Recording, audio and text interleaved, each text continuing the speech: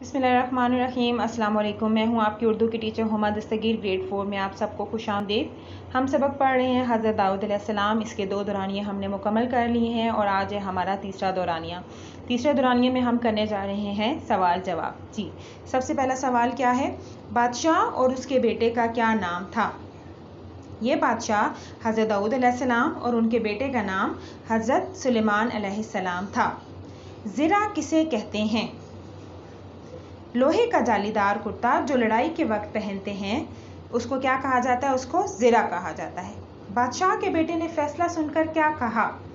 बेटे ने कहा, अगर बकरियों का गला खेत वाले को दे दिया जाए ताकि वो बकरियों के दूध और बालों से फ़ायदा उठाए, और गले वाले से कहा जाए कि वो भी खेत में काम करे। जब खेत में नई फसल तैयार हो जाए तो गले वाले को इसका गला वापस मिल जाए। ठीक है, यानी जो बकरियों वाला जिसका रेवड़ था बकरियों का, अगर उसको वो जब फसल तैयार हो जाए और उसको वो वापस मिल जाए तो इस तरह क्या होगा?